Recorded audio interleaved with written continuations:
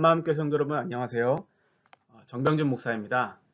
한 주간 평안하셨죠? 지난 시간까지 우리는 구약의 역사서의 대략적인 개요를 다루면서 먼저는 여호수아서 그리고 사사기와 룻기서를 함께 다뤘습니다. 오늘은 구약의 역사서 세 번째 시간으로 사무엘서에 대해서 함께 나눠보도록 하겠습니다. 들어가는데 앞서 지난 시간 우리가 살펴봤던 대로 이스라엘 민족은 하나님의 은혜로 약속하신 가나안 땅에 들어와 정복과 정착을 하게 되었지만 사사기의 기록에서 보듯이 가나안 땅에서 태어난 이스라엘 민족의 이 가나안 세대는 하나님과의 언약대로 그 말씀을 따라 살지 못하고 그들의 소견대로 살아가게 되었습니다. 그 결과 그들은 죄악을 반복하면서 하나님의 백성답지 못한 오히려 가나안 민족의 타락한 죄악들을 그대로 답습하며 살아가게 되죠. 이들의 삶은 영적으로 실패했을 뿐만 아니라 도덕적으로도 실패한 삶 그 자체였습니다. 그래서 사사기의 저자는 사사기의 시대의 이러한 영적 혼란과 타락의 원인을 마지막 절 구절에 이렇게 요약했던 것이죠. 그때에 이스라엘의 왕이 없으므로 사람이 각기 자기의 소견에 옳은 대로 행하였더라. 이러한 사사기의 문제점을 지적하고 염두로라도 하듯이 사무엘상의 시작은 킹메이커로서 역할을 감당했던 사무엘을 중심으로 이스라엘의 왕정시대의 시작과 함께 관련된 여러 사건들이 전개를 통하여 이루어집니다. 사무엘은 이스라엘의 마지막 사사임과 동시에 또 제사장과 선지자의 역할을 겸임했던 나라의 국부와도 같은 그런 존재였습니다. 아무래도 이스라엘 민족이 왕정시대로 나아가는 데 있어서 이 사무엘 선지자의 역할이 지대하게 컸기 때문에 아마도 기록서의 제목이 사무엘의 이름을 따서 사무엘서로 지어진 듯합니다. 우리가 가지고 있는 성경 사무엘서는 상하로 구분되어 있지만요. 분량이 너무 많아 후대에 상하로 두 권으로 구분되었을 뿐 실상 상하에 구분 없이 원래는 한 권의 권서로 이루어진 기록서입니다. 사무엘서의 저자는 확실하게 규명되어 있지 않고요.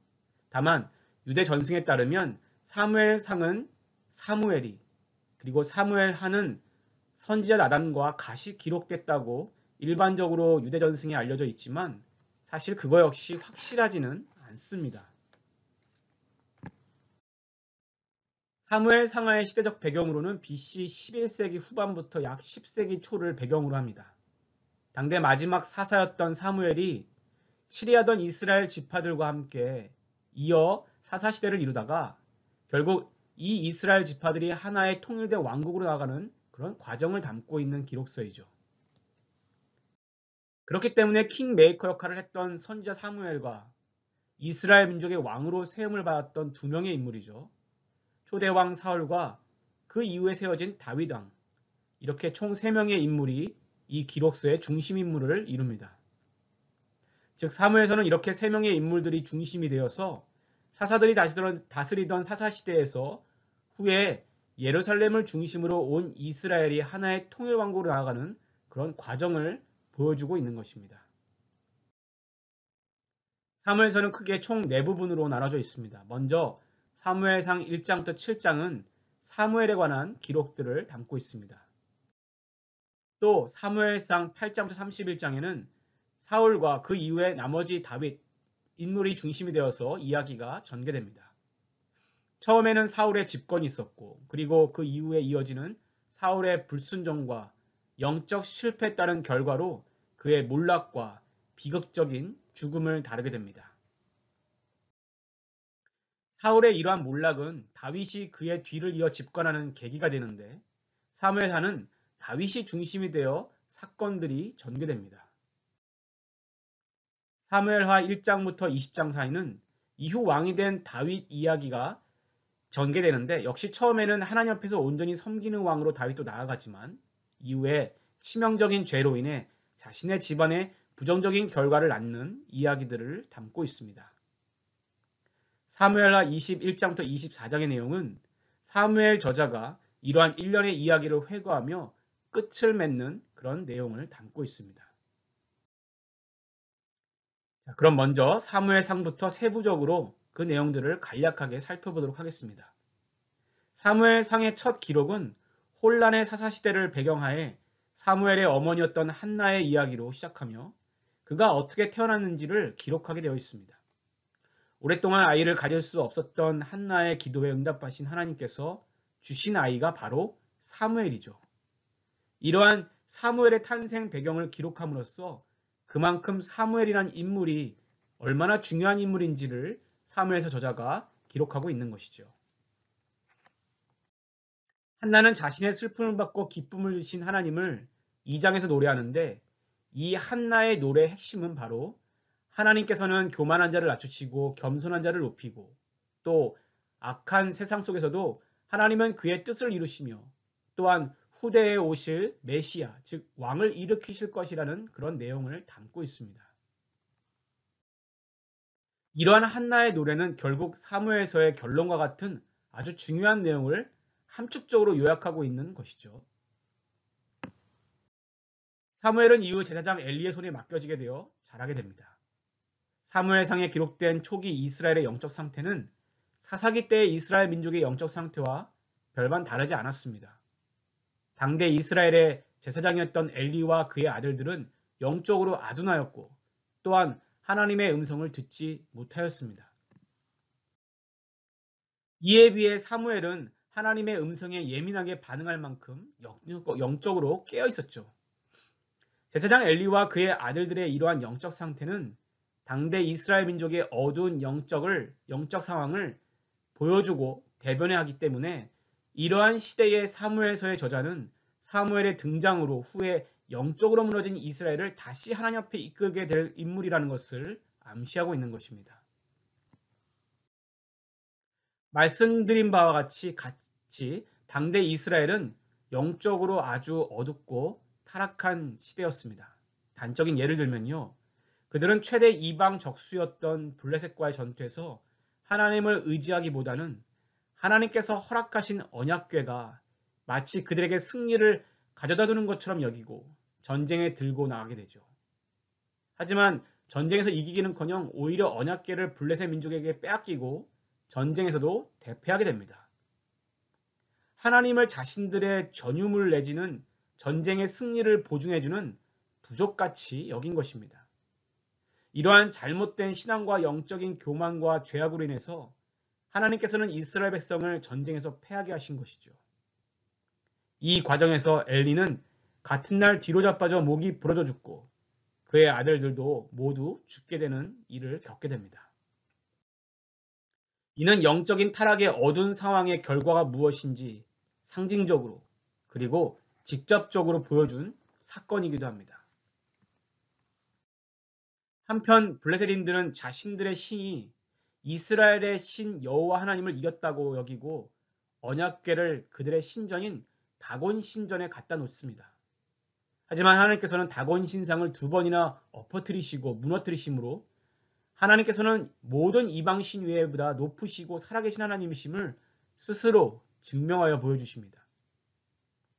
또한 블레셋인들에게 전염병을 내려서 벌한 힘으로 하나님의 능력을 나타내시게 되시는데 이에 두려움에 질려버린 블레셋인들은 이 언약궤를 이후에 다시 이스라엘로 돌려보내게 되죠. 이러한 단편의 사건은 당대 이스라엘 민족의 영적 상태가 어땠는지 보여주는 사건임과 동시에 하나님은 이스라엘 민족의 교만뿐 아니라 블레셋인들의 교만도 낮추심으로 하나님은 인간의 전리품이 아닌 가장 높으신 만왕의 왕이심을 스스로 보여주신 것입니다. 이제 사무엘상의 이야기의 전개는 사무엘과 또 다른 중심인물인 사울로 넘어갑니다. 이스라엘 민족은 선지자 사무엘에게 왕을 요구하게 되는데 그들의 요구의 이유는 이방 민족같이 왕이 자신들을 다스려달라는 것이었습니다. 자신들을 이끌고 전쟁에 나가 자신들을 인도해달라는 것이었지만 하나님께서는 이러한 백성들의 요구를 하나님이 그들의 왕이 되기를 거부하는 것이라 말씀하시면서 그들 스스로 하나님의 통치를 거부하는 행위로 보셨습니다. 하나님께서 왕정제도를 반대하신 것은 아니었습니다. 하나님께서는 사사시대를 지나서 이스라엘 민족이 왕정시대에 이를 것이라는 것을 이미 모세에게 광야에서부터 말씀하셨기 때문에 그렇습니다. 다만 그 동기는 하나님을 대리하여 백성들을 하나님의 말씀대로 잘 이끌 수 있는 왕이지 이방 민족과 같이 그들을 억압하고 자유를 박탈하는 그런 왕이 아니었던 것이죠. 하나님께서 생각하신 이스라엘의 왕에 대한 개념과 이스라엘 백성들이 생각했던 왕에 대한 개념에는 이처럼 큰 차이가 있었던 것입니다. 그러나 하나님께서는 사무엘을 통하여 이들의 요청을 받아들이게 하시고 그에 따른 패단은 그대로 이스라엘 민족 스스로 감당해야 함을 말씀하시죠. 이에 따라 세워진 초대왕이 바로 사울입니다. 사울이란 인물은 이스라엘 초대왕으로 세움받은 인물로서는 중요성을 가지고 있습니다. 하지만 그의 성품의 결함과 하나님에 대한 이후의 불순종은 그의 몰락을 초래하게 되었고 이는 하나님께서 후에 합당한 자로 여긴 다윗 왕과 비교되기도 합니다. 사울의 불순종은 하나님께서 정한 규율과 법도를 자신의 생각과 판단에 따라 해석하고 왜곡하여서 시작되었습니다. 결국 하나님의 말씀을 떠나 영광을 가리는 일로 나타나게 되는 것이죠. 이러한 사울의 모습을 통해 불순종은 결국 나 자신의 생각을 하나님보다 앞세웠을 때에 나타나는 것임을 알 수 있는 것입니다. 하나님께서는 이러한 사울을 대신하여 하나님의 말씀을 온전히 그대로 순종하며 백성들을 하나님의 법도와 말씀에 따라 다스릴 이를 왕으로 세우실 것을 말씀합니다. 이러한 하나님의 계획에 따라 선택된 인물이 바로 여러분이 잘 아시는 다윗입니다. 이후 사무엘상의 이야기는 사울과 다윗 중심으로 전개됩니다. 하나님께서 다윗을 선택하신 이유에 대해서 우리는 하나님의 관점과 사람의 관점에 차이가 있다는 것을 보게 됩니다. 선지자 사무엘이 왕이 될 만한 인물을 외모에서 보고 판단하려 했다면 하나님께서는 외모보다 하나님을 사랑하는 그 마음의 중심을 보시고 다윗을 선택하신 것임을 가르쳐 주십니다. 사울이 교만과 불순종으로 일관했다면 다윗은 어떠한 상황 속에서든지 간에 하나님을 신뢰하고 의지했던 믿음의 소유자였다는 것을 사무엘서 저자가 의도적으로 두 사람을 비교하며 나타냅니다. 하나님께서 기뻐하시고 사용하시는 사람이 어떤 사람인지를 사무엘서 저자가 보여주는 것이죠. 사무엘상 16장에서 31장의 내용은 다윗을 선택하신 하나님의 명령으로 사무엘 선지자가 기름을 붓는 일부터 사울과 다윗의 첫 만남, 그리고 우리가 잘 아는 소년 다윗이 블레셋 장수 골리앗을 이기는 일, 그리고 이후에 승승장구하는 다윗의 이야기를 담고 있습니다. 사울과 다윗은 같은 사건 속에서 상반된 모습을 자주 보여줍니다. 즉 사울은 육에 사로잡힌 사람이었다면 다윗은 하나님의 영에 사로잡힌 사람으로 또 사울이 자신의 생각과 판단을 앞세워서 하나님의 말씀을 불순종하는 사람이었다면 다윗은 온전히 하나님의 말씀을 순종하며 겸손을 보였던 사람으로 사울이 자신을 드러내려고 했던 사람이라면 다윗은 자신보다 하나님의 영광을 드러내고자 했던 사람임을 보여줍니다. 이로 인해 사울은 몰락하고 다윗은 높아지게 되는 것이죠. 사울의 이 몰락의 시작과 동시에 등장하는 다윗의 등장은 하나님께서 계획하신 이스라엘의 왕정 정치가 이 다윗을 통해 이루어질 것이라는 것을 사무엘서 저자는 암시하고 있는 것입니다. 결국 교만했던 사울은 하나님께서 낮추시고 오히려 겸손했던 다윗은 하나님께서 높이시는 것을 보게 되는 것이죠. 그런데 여러분 기억하시죠? 이는 사무엘서 첫 부분에 있었던 한나의 노래의 주제이기도 합니다. 처음 언급했던 대로 사무엘서에 흐르는 큰 주제 중에 하나가 바로 이것이죠. 겸손한 자에게는 하나님께서 함께 하신다는 단순한 진리를 우리는 이후 펼쳐지는 다윗의 삶 속에서도 확인할 수 있습니다. 다윗은 사울왕의 군대 장관이 되어서 나가는 전쟁마다 승리하게 됩니다. 이는 다윗의 능력에 따른 결과라기보다는 그와 함께 하시는, 그와 동행하시는 하나님의 능력의 결과라고 할 수 있습니다. 자연히 다윗은 백성들의 존경과 사랑도 받게 되죠. 이는 사울이 다윗을 시기하여 죽이고자 결심하는 계기가 됩니다. 사울왕의 이러한 극심한 질투와 시기는 점점 더 증오심으로 바뀌고 이 증오심은 결국 다윗을 죽이려는 살인의 계획까지 이어지게 됩니다. 죄라는 것이 이처럼 얼마나 파급 효과가 크고 점점 더 심해지는지를 사울왕을 통해서 보게 되는 것이죠. 결국 다윗이 광야의 도망자의 삶을 살게 만듭니다. 하루아침에 이스라엘의 군대 장관의 위치에서 유다 광야의 어느 도망자의 삶으로 전락한 것이죠. 다윗은 사울을 피해 엔게디 골짜기에 몸을 숨기고 삶과 죽음의 경계에서 하나님만 바라보고 하나님만 의지하는 법을 배우게 됩니다. 다윗에게 있어서 유다 광야의 도망자의 삶이라는 것은 다윗의 영성을 키우고 사울의 실패한 전철을 밟지 않게 하시려는 하나님의 연단이고 계획이라는 것을 보여줍니다. 다윗은 광야의 고난과 어려움 속에서 하나님을 의지하는 법을 배우게 되죠. 그리고 하나님을 의지하는 자에게 하나님께서 주시는 보호와 은혜가 무엇인지를 깨닫게 됩니다.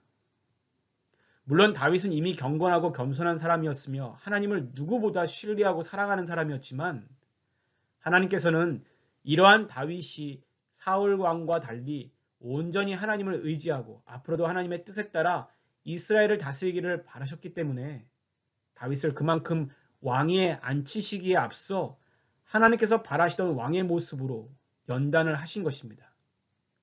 하나님께서는 그렇게 다윗을 사울과 다른 왕으로서 준비시키고 계셨던 것이죠.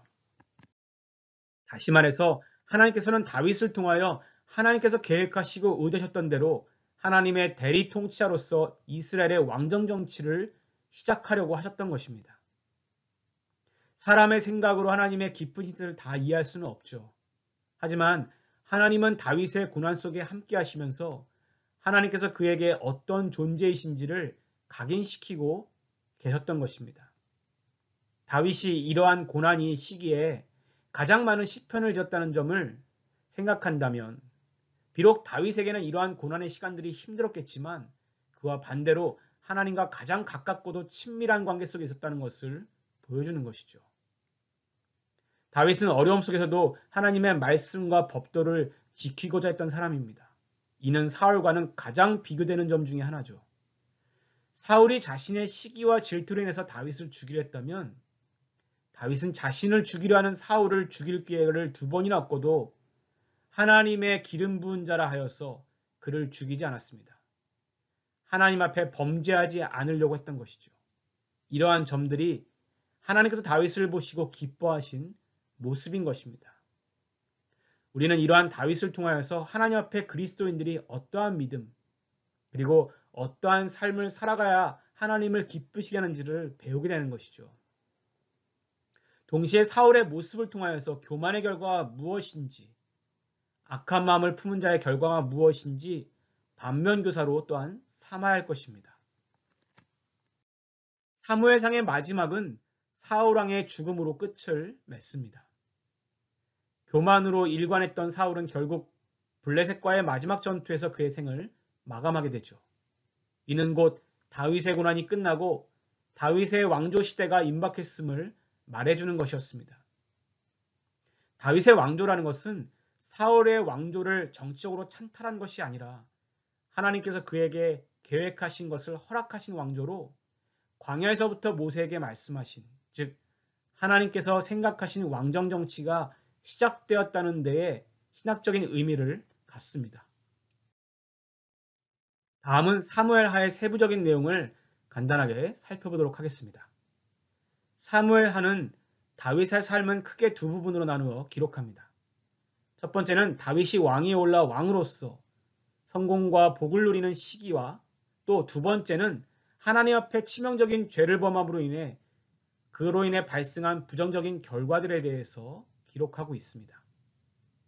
사무엘서의 저자는 이러한 다윗의 삶을 되짚어보면서 그의 후손으로 나오게 될 온전한 왕에 대한 소망을 심어주며 마무리를 하죠. 자, 그럼 사무엘하의 세부적인 내용도 함께 여러분과 자세히 살펴보도록 하겠습니다. 사무엘상의 마지막은 방금 살펴본 바와 같이 블레셋과의 길보아 전투에서 사울왕이 그의 아들 요나단과 함께 전사한 내용을 담고 있습니다. 사무엘 하의 시작은 이러한 사울 왕과 요나단의 죽음에 대해서 애도하는 다윗의 시로부터 시작되는데, 이는 다윗이 사울의 죽음에 관계하지 않았음을 보여주는 것입니다. 알다시피 다윗은 그의 목숨을 노리는 사울을 죽일 기회가 2번이나 있었지만 실제로 사울을 죽이지 않고 하나님의 손에 맡겼었죠. 이후 사무엘하 1장부터 10장의 내용은 다윗의 등극과 이후 통일 이스라엘 왕국의 번영에 대한 기록들을 담고 있습니다. 사울왕 사후에 이스라엘 지파는 다윗에게 왕이 되어줄 것을 요청하며 다윗은 이러한 요청에 따라 헤브론에서 30세의 왕위에 등극합니다. 이때가 BC 1010년경입니다. 다윗은 이후 예루살렘을 정복하여 이름을 시온으로 바꾸고 예루살렘을 수도로 하는 통일 이스라엘 왕국을 세우게 됩니다. 그리고 하나님의 언약궤를 예루살렘으로 모셔오게 되죠. 이때부터 다윗은 이방 민족과의 수많은 전투에 승리하며 이스라엘 영토를 점차 확장시키게 됩니다. 이는 전적으로 하나님의 은혜이고 또한 하나님의 축복의 결과였던 것이죠. 사무엘하 1장부터 10장의 내용 중에서도 우리가 사무엘하 7장의 내용은 그 중요성을 감안해서 조금 더 살펴볼 필요가 있습니다. 사무엘하 7장은 다윗에게 주신 하나님의 언약에 관한 내용이 담겨있는 아주 중요한 장입니다. 구약 성경과 신약 성경을 연결해주는 아주 중요한 내용이 들어가 있습니다. 다윗에게는 한 가지 소원이 있었는데요. 이때까지만 하더라도 하나님의 언약궤는 그저 장막에 모셔져 있었습니다. 그래서 다윗은 하나님이 거하실 거처, 즉 성전을 짓고 싶은 열망이 있었습니다. 하나님을 모시고 싶어하는 다윗의 열망이 그리고 그에 대한 사랑이 담긴 일이죠. 그러나 하나님께서는 다윗이 전쟁에 나가 너무나도 많은 피를 그의 손에 묻혔기 때문에 그가 아닌 그의 아들 떼에서 이루시겠다고 말씀하시며 그보다 다윗의 왕조를 견고하게 하시겠다고 말씀하십니다. 즉 하나님께서는 다윗과의 언약을 통하여서 그의 영원한 왕조를 세우시겠다고 말씀하신 것이죠. 사무엘서의 저자는 이 메시아가 오심으로 인해 그는 하나님께서 거하실 영원한 성전을 세우고 또 영원한 그의 나라를 세울 것을 기억하며 다윗의 혈통으로 오실 그 메시아가 누구인지 당대는 알지 못했지만 사무엘서를 읽는 독자로 하여금 이 메시아에 대한 궁금증, 또 기대, 그리고 소망, 그리고 이 언약의 성취에 대한 궁금증을 갖게 합니다. 이 사무엘하에 기록된 다윗에게 하신 하나님의 언약은 사무엘서의 하이라이트자, 구약과 신약을 연결하며 성경 전체의 줄거리를 요약하는 아주 중요한 장이라고도 할 수 있습니다. 구약과 신약을 아는 우리는 이 다윗의 영원한 왕조라는 것이 단지 그의 육적인 후손으로 이루어진 왕국을 말한다기보다는 그의 혈통으로 오실 메시아, 즉 예수 그리스도를 통한 하나님의 영원한 나라를 이루시겠다는 하나님의 큰 그림을 말하고 있다는 것을 우리는 알고 있습니다. 하나님께서 처음 아브라함에게 하신 약속이죠. 그 약속을 통하여 아브라함의 후손으로 오실 이를 통하여 모든 민족의 복을 얻게 하시겠다고 하셨고 이 약속은 곧 다윗의 언약으로 이어져 후대의 메시아로 오신 예수 그리스도를 통하여 모든 언약이 성취되기 때문에 그렇습니다. 그렇기 때문에 이 사무엘하에 기록된 다윗의 언약은 신학적으로도 그리고 성경의 통일성과 연결성의 측면에서도 매우 중요한 언약인 것이죠. 이어서 사무엘하 11장에서 20장의 내용은 다윗의 치명적인 죄와 쇠퇴에 대한 기록을 담고 있습니다. 다윗은 인생 가운데 가장 치명적인 죄를 짓게 되는데 이는 당시 자신의 충성스럽던 장수였던 우리아의 아내 밧세바를 강제로 취하고 이를 감추기 위해 우리아를 결국 전쟁터의 맨 앞에 내보내 계획적으로 죽게 만든 사건이었습니다.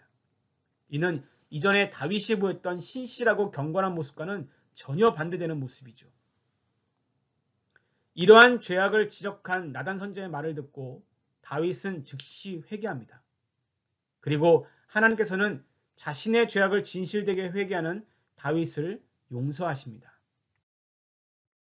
그러나 다윗이 이러한 범한 죄악에 대한 책임으로 다윗은 쇠퇴하기 시작합니다. 이때부터 다윗의 집안에 여러 화가 끊이지 않게 되는데요.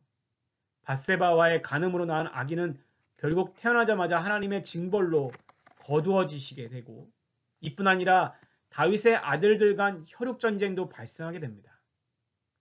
다윗의 장남 암논이 배다른 여동생 다말을 강간하는 일도 발생하고, 이에 압살롬이 그의 누이의 복수를 위해 암논을 보복으로 살해하는 일도 발생하죠. 압살롬은 이에 멈추지 않고 다윗에게 모반하여서 왕권을 잠시 찬탈하기까지 합니다.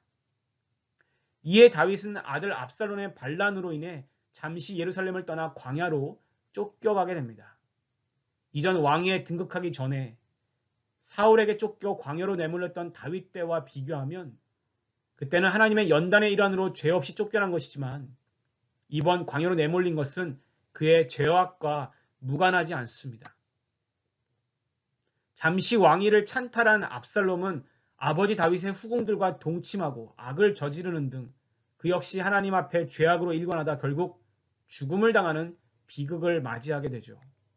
이렇게 아들들을 잃어버린 다윗은 찢어지는 듯한 아비의 슬픔을 겪게 됩니다.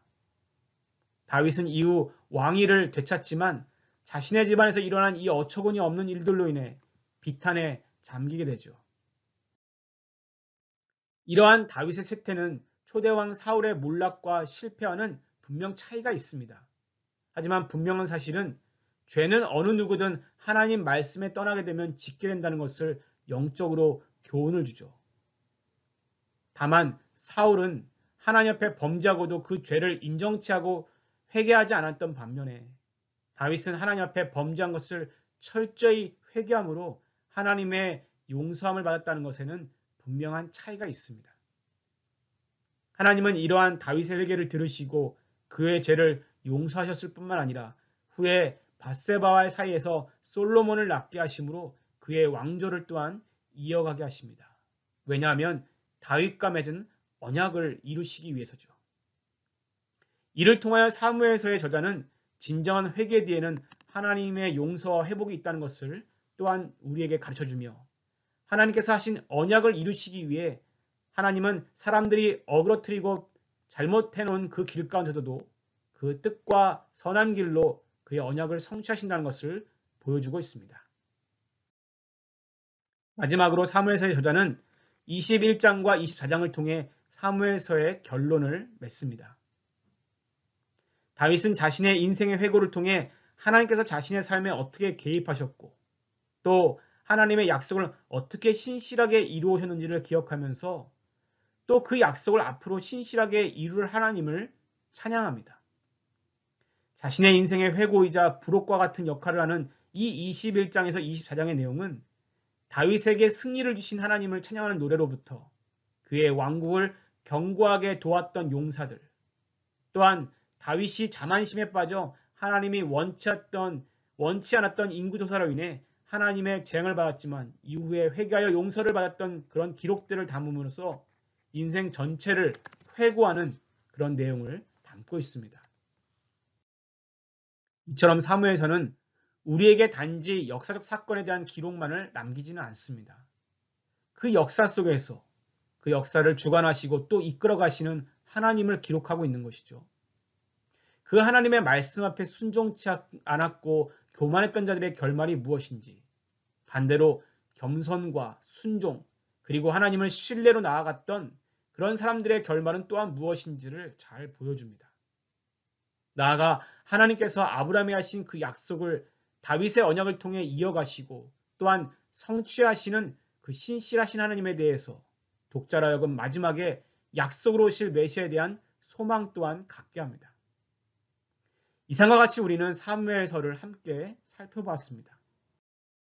다음 이 시간에는 열왕기서를 통하여서 인간이 하나님의 말씀을 어기고 불순종하는 가운데서도 또한 나라가 분열되는 가운데서도 역사를 주관하시고 다윗에게 하신 그 언약의 말씀들을 지키시고 이루어가시는 하나님의 섭리에 대해서 함께 나누도록 하겠습니다. 한 주간 말씀 가운데 승리하시기를 주님의 이름으로 축원합니다. 감사합니다.